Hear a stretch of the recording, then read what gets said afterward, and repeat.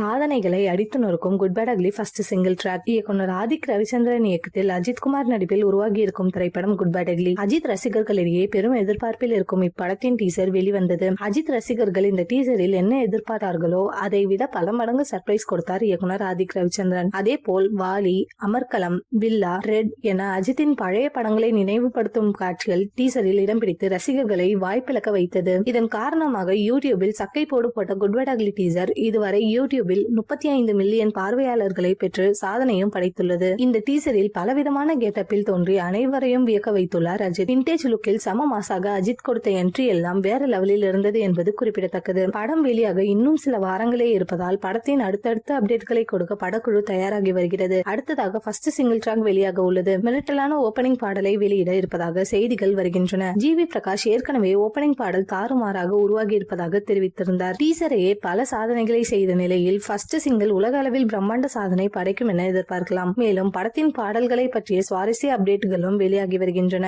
ஆதிக் ரவிச்சந்திரன் முந்தைய படமான mark ஆண்டனியில் remix பாடல் இருந்தது. பஞ்சு மிட்டாய் சேலை கட்டி பாடலை ரீமிக்ஸ் செய்து அதனை படத்தில் வரும் ஆக்ஷன் காட்சியுடன் இணைந்து மாஸ் காட்டியிருந்தார். தியேட்டரில் இந்த பாடல் மிகப்பெரிய வரவேற்பை பெற்றது. அது போலவே தற்பொழுது குட் பேட் அக்லி திரைப்படத்திலும் ரீமிக்ஸ் பாடல் இருக்கிறதாம். தொட்டு தொட்டு பேசும் சுல்தானா என்ற பாடலை படத்தில் ரீமிக்ஸ் செய்துள்ளாராம் ஜிவி பிரகாஷ். படத்தில் இந்த பாடல் இடம்பெறும் காட்சி திரையரங்கையை அதிர வைக்கும் என சொல்லப்படுகிறது. மேலும் இந்த பாடல் வில்லன் அர்ஜுன் தாஸுக்கு என்றும் தகவல் வெளியாகியுள்ளது. அஜித் ரசிகர்களுக்கு இந்த படம் தாறுமாறான கொண்டாட்டத்தை கொடுக்கும் என்பதில் சந்தேகமில்லை.